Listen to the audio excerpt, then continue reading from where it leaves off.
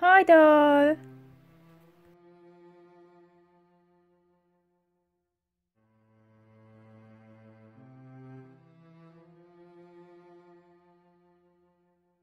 Hi everyone! Welcome to 2024 and my first video of the year. So, like I mentioned in my last video, the end of 2023 video, that I'll be talking about my story for my dolls. Well, my quarter scale BJDs anyway. So these characters are pretty close to my heart, and I'm glad I'm able to shell for now most of them into a physical form. Okay, so just note the story existed for a long time, from my teenage years, so it's probably a bit cringy and I haven't reworked it. It's also quite anime-esque, lying somewhere between Mahou Shoujo and Shonen. For those you don't know anime, Magical Girl and... okay, I don't know what's the English equivalent of Shonen, other than it meaning boy anyway. Well, I'm going to talk about that. I'm going to be painting a keychain holder I'm making for my keychains I made of the characters. The story is a fantasy story in which centers around mainly two characters, Lyle and Immortality. Lyle, who's an angel, and Immortality, who is half angel, and how they live in their world, or something like that. Another note, I am a Christian. The term angel does not refer to actual biblical angels, but are just a fantasy race like elves or dwarves in this world. Also, demons are not fallen angels either. They are also just a race, which, by the way, can live in harmony with other races no problem, so they aren't evil. If anything in this story, things that are evil relate more to darkness and things that cause pain rather than something race specific. That said, one of the main antagonists is actually a demon. The two main characters each have their own background, which leads to coming together basically due to the murder of their parents by the same person, and have come to live under the care of Gaius, the owner of a local temple, which in this story has no religious connection. It's just a place of spiritual healing, which actually exists in a city that does not believe in spiritual beings and such.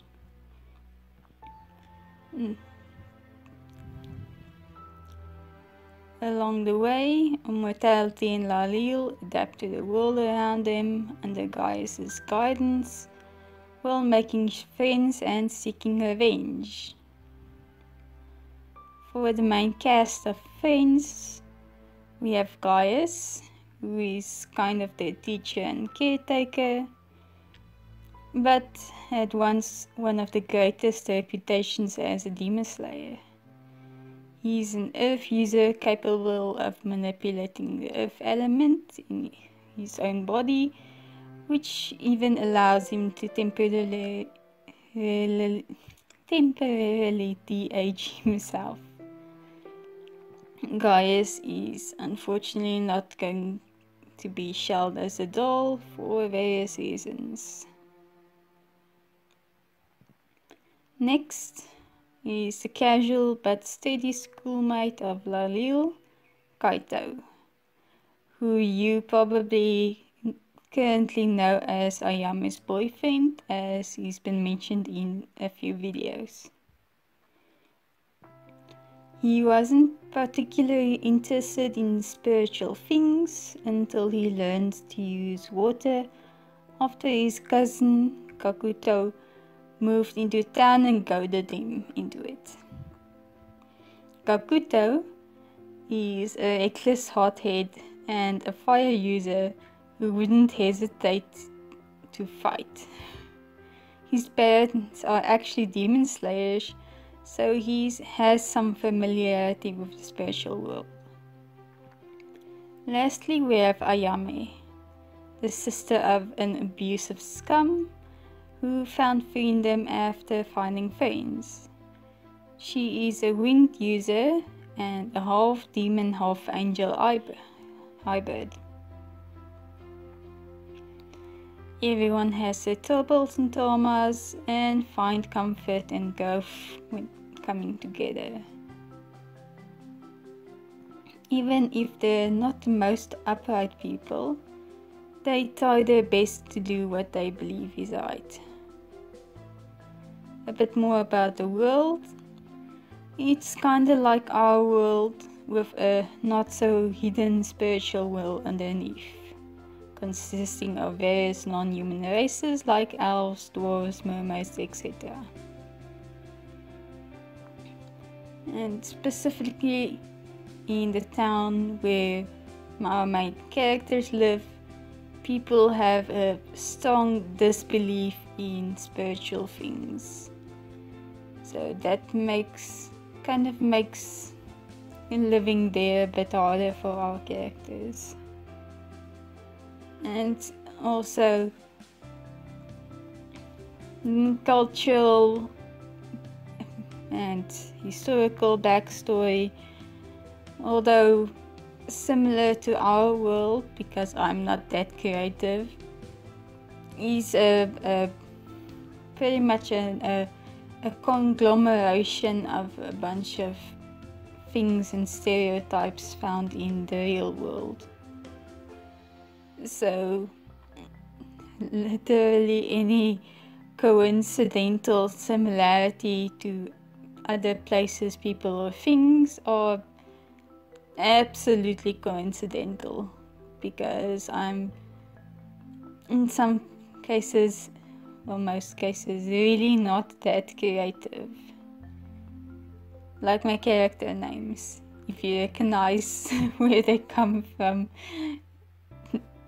go ahead and say that in the comments. Okay, so humans are the dominant race in this world and are for the most part ignorant of the spiritual. In most cases, non-human races don't really care, since everybody's living happily in peace. But if there's trouble, those who are enlightened, like demon slayers or demon hunters, can take care of the conflicts. That said, demon slayers don't specifically target demons, and their job is mainly to keep balance, while demon hunters do in fact target demons only, and it's a kind of a kill on sight thing, so they belong to the group of people who actually think demons are evil. So for power systems, or whatever you want to call it, there's a few things, but I can't say all the kinks have been worked out. Mainly because the story was a concept and then it just went along with the characters and the things around them happening without much thought. Anyway, so we have element users, originally inspired by the witch cartoon, not The Last Airbender, which is basically people manipulating the elements, which consists of more than the usual four, like light, darkness, sound, metal, etc. Then we have elementalists, who summon elemental spirits to complete a spell with the element of the spirit. So it's like an extra step compared to element users. Then there's magic, which is considered an evil art because it doesn't take natural balance of the world into account and mostly causes harm to the user or others.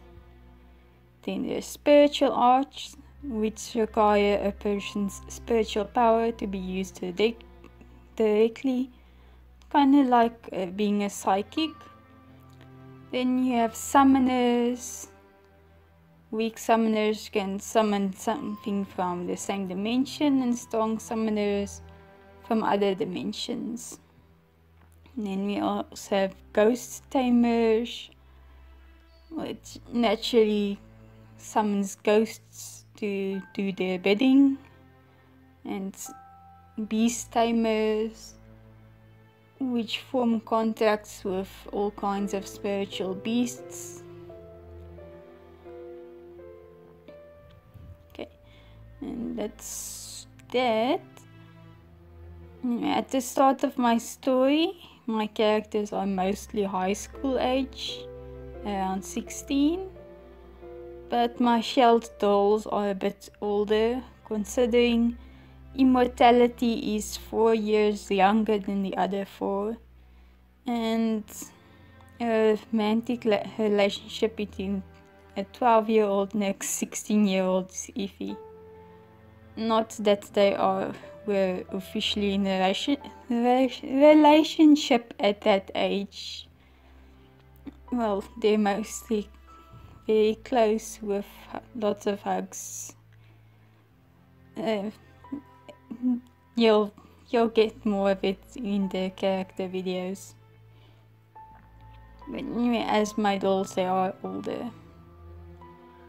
The main antagonists of the story are the Dragon Lord, Draconis, and the Demon Lord, Midoriyama, Ayame's brother.